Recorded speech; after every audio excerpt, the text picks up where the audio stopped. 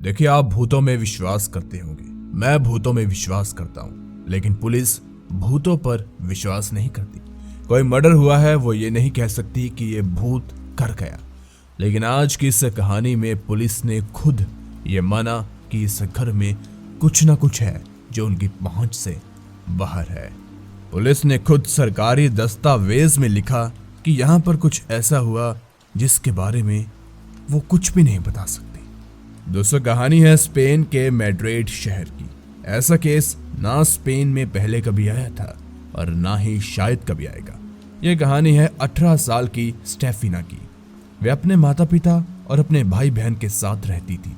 सब कुछ बिल्कुल ठीक चल रहा था। अब 18 साल की स्टेफिना हो चुकी थी तो पढ़ने के लिए उसे कॉलेज में जाना था। लेकिन कॉलेज में जाने के कुछ समय बाद ही उसके साथ कुछ अजीब चीजें होना शुरू हो जाती है। जैसे कि वह जब कॉलेज से घर आती है तब वे अपने भाई को देखकर गुस्से में आग बबूला हो जाती है और बस गुर्राने लगती है, चिल्लाने लगती है। उसे पता नहीं क्या हो जाता है अपने भाई को, या अचानक से वो ऐसी हरकतें करना शुरू कर देती है जैसे उसका अपने ऊपर कंट्रोल ही ना हो। और कभी कभार तो वे अपने भाई पर हमला भी कर देती थी।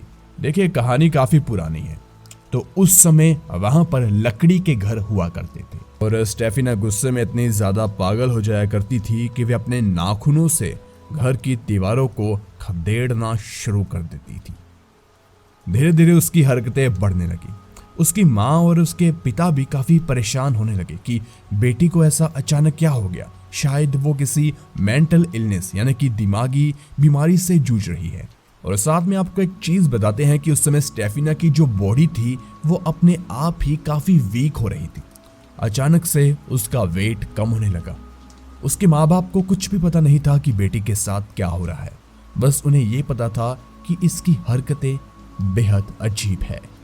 माँ बाप ने स्टेफिना से पूछा कि उसके साथ क्या होता है जब वो ये सब करने लगती है। स्टेफिना ने कहा कि मुझे कुछ नहीं पता, बस मैं ऐसा कभी कभी करने लगती हूँ। और कभी कभी तो स्टेफिना को ये याद भी नहीं रहता कि उसने अभी गुस्से में क्या क्या किया। वो बाद में बस नॉर्मल हो जाया करती थी। और वह ये भी बताती है कि आधी रात को उसे अपने कमरे में कोई साया दिखाई देता है। जब वह उस साये को देखती है तब वह अपना आपा खो देती है। उसके बाद उसे पता नहीं क्या हो जाता है। वो क्या करती है उसे कुछ भी नहीं पता। माँ बाप ने देखा कि उनकी बेटी तंत्र मंत्र की किताबें बहुत पढ़ रही है, क्योंकि स्टेफिना का कहीं ना कहीं इंटरेस्ट इन चीज़ों में काफ़ी ज़्यादा था। वैसी कुछ जो पैरानॉर्मल एक्टिविटी पर बेस्ड किताबें होती हैं, जो तंत्र मंत्र से जुड़ी किताबें होती हैं, उनमें अपनी रुचि दिखा रही थी। उनको लगा कि शायद बेटी ऐसा कंटेंट देख रही है, ऐसी चीज़ें देख रही है, पढ़ रही है, इस वजह से उसकी बेटी की दिमाग पर इसका असर हो रहा है। बस इस वजह से उसके माँ बाप ने उन किताबों को अपनी बेटी यानी कि स्टेफिना से दूर किया और देखा कि क्या इससे फर्क पड़ता है। लेकिन ये सब हरकतें करने के बाद भी स्टेफिना में कोई भी बदलाव नहीं हुआ। ऐसे ही करते करते 6 महीने बीत गए और माँ बाप को एक और बड़ी चिंता सता रही थी। बेटी की सेहत, तबीयत वो काफी कमजोर हो रही थी। इसलिए उन्होंने स्टेफिना को डॉक्टरों को भी दिखाया और साथ में जो धार्मिक गुरु होते हैं उनको भी दिखाया। दोनों ने यही कहा कि आपकी बेटी बिल्कुल सही है, इससे कुछ भी नहीं हुआ। लेकिन सबसे बड़ी प्रॉब्लम तो यही थी कि स्टेफिना कमजोर हो रही थी। अगर ऐसा चलता रहता तो वो कमजोरी के मारे ही मर जाती। इसलिए घर वालों ने अपनी बेटी को हॉस्पिटल भेजा और डॉक्टर से कहा कि इसका फुल बॉडी अच्छे से चेकअप कीजिए कि आखिर क्या चीज़ है जिस वजह से ये इतनी ज़्यादा बीमार रह रही है। हालांकि डॉक्टरों को बीमारी का कुछ नहीं पता चला, लेकिन फिर भी उन्होंने 3 हफ्ते का समय मांगा। इन 3 हफ्तों में स्टेफिना हॉस्पिटल में रहेगी। डॉक्टर उसका डेली चेकअप करेंगे और बाद में बताएंगे कि आखिर स्टेफिना को ऐसा क्या हुआ जो उन्हें पहले पता नहीं चला। देखिए, डॉक्टरों ने 3 हफ्तों का समय मांगा था और 3 हफ्तों में स्टेफिना का पूरा इलाज भी हुआ और हर तरह के डॉक्टर ने उसे चेक किया। साइकेट्रिस्ट तक वहां पर बुलाए गए और हर किसी ने एक ही बात कही कि आपकी बेटी तो बिल्कुल नॉर्मल है, सेहतमंद है। लेकिन इन 3 हफ्तों में एक अजीब चीज हुई। माँ बाप बस अपनी बेटी को देखकर घर वापस आ रहे थे, तभी उन्हें घर पर फोन आता है कि आपकी बेटी की मौत हो गई। माँ बाप को बिल्कुल भी यकीन नहीं हुआ कि उनकी बेटी की अचानक कैसे मौत हो सकती है। वो तो बिल्कुल ठीक है। उन्होंने तो हॉस्पिटल में उसे एडमिट इस वजह से करवाया था ताकि इनका चेकअप हो सके। पोस्टमार्टम में यह बात सामने आई कि स्टेफिना की दिल की जो धड़कन थी वो रुक गई, लेकिन क्यों कैसे किसी को कुछ नहीं पता। और कहा गया कि 18 साल की लड़की को हार्ट अटैक आ गया। देखिए आजकल क्या प्रॉब्लम है, आजकल हार्ट अटैक बच्चों को भी आ जाता है, लेकिन उस समय में ऐसा बिल्कुल भी नहीं था। और ऊपर से डॉक्टर खुद भी परेशान थे कि हर तरह का चेकअप हुआ, हर तरह की ब्लड टेस्ट की रिपोर्ट उनके पास है, कोई भी प्रॉब्लम नहीं थी, लेकिन फिर भी अचानक दिल धड़कना बंद कैसे कर गया, हार्ट अटैक कैसे आ गया 18 साल की एक बच्ची को। बिल्कुल। इसके बाद माँ बाप दुखी तो थे, एक अपनी जवान बेटी को खोया जिससे इतनी ज्यादा उन्होंने आशा से पढ़ाया था कि यह बड़ी होकर कुछ बड़ा करेगी, लेकिन फिर अचानक उसका इस दुनिया को छोड़ जाना दुख तो देता है। तो माँ बाप ने सभी रीति रिवाजों के साथ स्टेफिना की बॉडी को दफनाया। माँ बाप को अपनी बेटी से बहुत प्यार था। स्टेफिना के जाने के बाद उन्होंने कमरे को अच्छे से साफ किया और कमरे को ढक दिया, जैसे आपने देखा होगा कि ढक देते हैं कमरे को, और बाद में कमरे को बंद किया और अपनी नॉर्मल जिंदगी को फिर से शुरू करने की कोशिश की। ऐसे ही वो स्टेफिना के कमरे को करीब 2-4 दिन के बाद खोलते और उसे साफ कर देते। एक हफ्ता तो ऐसे ही निकल गया, लेकिन एक हफ्ते बाद जब कमरे को फिर से खोला गया तो सारा सामान इधर उधर बिखरा पड़ा था। जो उस कमरे की बेडशीट थी वो जमीन पर गिरी हुई थी और तस्वीरें इधर उधर गिरी हुई थी, सब कुछ बिखरा पड़ा था। पहले तो उन्हें लगा कि शायद रात के वक्त खिड़की से कोई बिल्ली या कोई जानवर अंदर आ गया होगा और उसने ये सब कर दिया, इसलिए उन्होंने इस बात को नजरअंदाज ही किया और सारा कमरा दोबारा से ठीक कर दिया। और 1-2 दिन बाद जब कमरे को फिर से खोला गया तो नजारा एक और हैरान कर देने वाला था। कमरे का सारा सामान फिर से गिरा पड़ा था और वहां पर एक जीसस की जो तस्वीर थी वो भी उल्टी हुई पड़ी थी। स्टेफिना की तस्वीरें जमीन पर गिरी थी। अब ऐसा दूसरी बार हो रहा था तो घर वाले थोड़ा सा डर गए। कुछ दिन बाद रात के वक्त स्टेफिना के कमरे से आवाजें आना भी शुरू हो गई। कमरे में से रात के वक्त रोने की आवाजें आती। जब घर वाले रात के वक्त अपनी बेटी के कमरे में गए तो उन्होंने देखा कि सारा कमरा बिखरा हुआ है। उन्हें एक और चीज जो बेहद अजीब लगी वो ये कि कमरे में काफी ठंडी हवा चल रही थी। उन्हें लगा कि शायद बाहर ठंडी हवा चल रही है, लेकिन खिड़की के बाहर की दुनिया कुछ और थी और कमरे के अंदर बेहद ही ठंडी हवा चल रही थी। इसके पीछे का कारण उन्हें समझ नहीं आया और उनका डर और भी ज्यादा बढ़ गया। घर वाले बहुत परेशान हो गए, इसलिए उन्होंने हिम्मत की और अपने पड़ोसियों को सब चीजों के बारे में बताया, क्योंकि देखिए बताना जरूरी था। घर वालों की बात का विश्वास चाहे कोई भी नहीं करता, लेकिन फिर भी पड़ोसी जो कि उनके साथी थे उन्हें बताना तो जरूरी था कि ऐसा कुछ हो रहा है घर में। पहले तो पड़ोसियों को लगा कि शायद बेटी के जाने के दुख की वजह से ये ऐसा फील कर रहे हैं, लेकिन बाद में जब पड़ोसी रात के वक्त कमरे में आए, उन्होंने अपनी आंखों से सब कुछ बिखरा हुआ सामान देखा तो पड़ोसी भी समझ गए कि कुछ ना कुछ तो है जो कि हमारी समझ से बाहर है। और एक और बात उनको भी अजीब लगी कि कमरे के अंदर इतनी ठंडी हवा क्यों चल रही है। हालांकि बाहर तो बिल्कुल नॉर्मल, पेड़ का पत्ता तक नहीं हिल रहा, अंदर बेहद ही ठंडी हवा चल रही होती थी। अब इस पूरे हादसे के पड़ोसी भी गवाह बन चुके थे कि हाँ कुछ ना कुछ तो हुआ है। अब स्टेफिना की मौत को करीब 14 या 15 दिन हो चुके थे।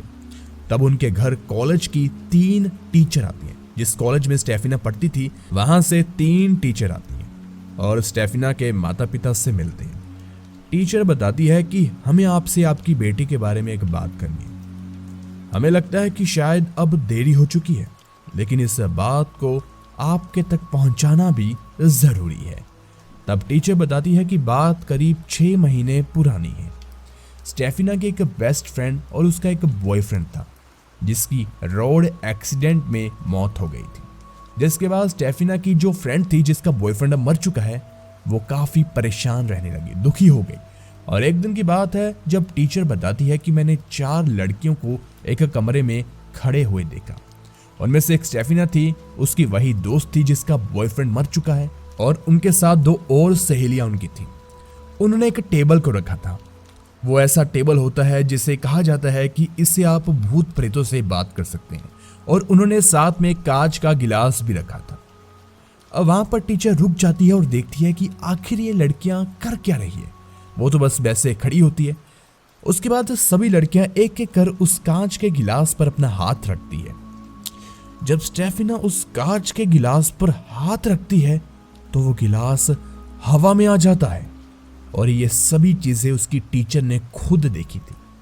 टीचर ने कहा कि मैं बेहद ज्यादा घबरा गई और मैं फटाफट से स्टेफिना और उन लड़कियों के पास गई और मैंने उन्हें बहुत डांटा और उस टेबल को भी तोड़ दिया।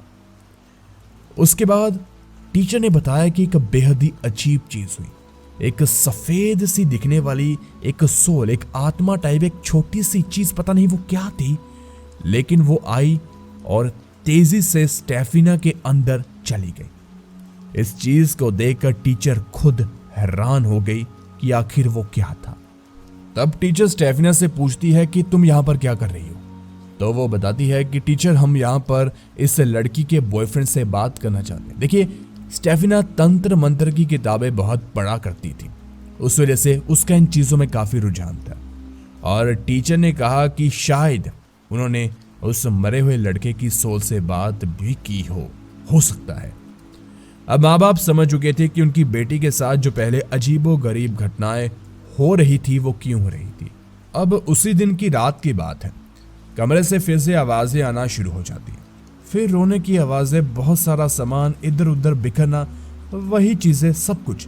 लेकिन उस दिन कमरे से काफी दर्दनाक आवाजें आ रही थी, जैसे वो रो रही हो, उसे कोई पीट रहा हो, और काफी ज्यादा दुख भरी आवाजें आ रही थी। माँ बाप कमरे के अंदर जाते हैं और वहां पर उनकी बेटी की तस्वीर जमीन पर पड़ी होती है। जैसे ही माँ अपनी बेटी की तस्वीर को उठाती है तब वह देखती है कि तस्वीर अपने आप जल रही है। तस्वीर पर सिर्फ जहां पर स्टेफिना का फेस था, चेहरा था, उस जगह में आग लग जाती है। और बाद में माँ बाप इतने ज्यादा डर जाते हैं कि वे उस रात को काफी ज्यादा मुसीबत के साथ काटते हैं और अगले दिन वो किसी व्यक्ति को अपने घर पर बुलाते हैं और उस कारीगर से उस स्टेफिना के कमरे के दरवाजे को बंद अच्छी तरह करवाते हैं। कील से या किसी भी प्रकार से बड़े बड़े सोफों को रखकर वो उस दरवाजे को बंद करवा देते हैं। कमरा बंद करवाने के बाद भी चीजें वैसे ही चलती रहती है। कमरा अपने आप खुल जाया करता था। सब कुछ बस से बाहर होने लगा। घर वाले भी परेशान हो गए। उन्होंने ये तक सोच लिया था कि बस इस घर को बेच देंगे और यहाँ से चले जाएंगे, लेकिन मन में डर ये भी था कि अगर घर बेचने के बाद भी ये चीजें सही नहीं हुई तो फिर कहाँ जाएंगे। अब अंत में अब पुलिस को तो बताना पड़ना था कि ऐसा ऐसा हो रहा है, और वहां पर करीब 5 पुलिस ऑफिसर उनके घर के अंदर आए। उन्होंने घर वालों से पूछा कि बताइए क्या तकलीफ है आपको। तो घर वालों ने बताया कि पिछले कुछ हफ्तों से उनके साथ ये सभी चीजें हो रही। उनकी बेटी के मरने के बाद ये सब शुरू हुआ। पुलिस ने भी उस कमरे को देखा और कमरे के अंदर जाते ही पुलिस को भी अजीब सा लगा। और एक और बात जो पुलिस को बहुत अजीब लगी कि कमरे के अंदर जाते ही ठंडी हवा पता नहीं कहां से चलने लगती थी। पुलिस ने बाहर देखा कि इतनी हवा चल रही है क्या, लेकिन बाहर सब कुछ नॉर्मल था, सिर्फ कमरे के अंदर ही ठंडी हवा चल रही थी। इस वक्त पुलिस वालों की भी हवा टाइट हो गई क्योंकि उन्हें कुछ नजर नहीं आ रहा था, लेकिन महसूस सब कुछ हो रहा था कि कोई ना कोई इस घर में मौजूद है जिसे वो पकड़ नहीं सकते, लेकिन उसे पकड़ना भी जरूरी है। पुलिस को कुछ भी समझ नहीं आ रहा था, लेकिन माँ बाप का दुख सच है वो ये बात समझ गए थे। अब पुलिस वालों ने माँ बाप से बात की और उन्होंने बताया कि जो कुछ भी इस घर में होता है वो रात के समय होता है, दिन में कुछ भी नहीं होता। आप दिन में आए आपको कुछ भी देखने को नहीं मिलेगा। इसलिए पुलिस वालों ने कहा कि हम आज रात फिर आएंगे और सारे मामले की तहकीकात करेंगे। रात के वक्त पुलिस दोबारा उनके घर आती है। घर वाले ये भी बताते हैं कि उनके बच्चे रात के वक्त अपने आप हवा में झूलने लगते हैं। पुलिस वालों ने सोचा कि ऐसे थोड़ी होता है और ये सुनने में भी अजीब लगता है, लेकिन लड़की के पिता ने अपने जो 2 छोटे बच्चे थे, स्टेफिना के छोटे भाई बहन, उन्हें पुलिस को दिखाया खुद हवा में उड़ते हैं। मतलब कि वो 2 अलग अलग बेड पर थे, लेकिन अचानक से वो बच्चे हवा में ऊपर जाते हैं और बेड को चेंज कर लेते हैं। ये देखकर पुलिस की हवा टाइट हो गई। पुलिस के पैरों के नीचे जमीन खिसक गई और वो समझ नहीं पा रहे थे कि एफआईआर आखिर दर्ज करें तो करें किस पर। और पुलिस ने जो सरकारी दस्तावेज सबमिट किए थे कोर्ट में, उसमें ये साफ लिखा है, ये सारी चीजें पुलिस की लिखी हुई हैं कि ऐसा वैसा उस घर में हो रहा था, हवा चल रही थी, बच्चे ऐसे कर रहे थे, सब कुछ सरकारी दस्तावेज में लिखा है। और ऐसा केस पहले कभी सुना नहीं होगा किसी ने भी। अब देखिए, केस इतना ज्यादा पेचीदा था तो धीरे धीरे ये बात पूरे शहर में फैल गई।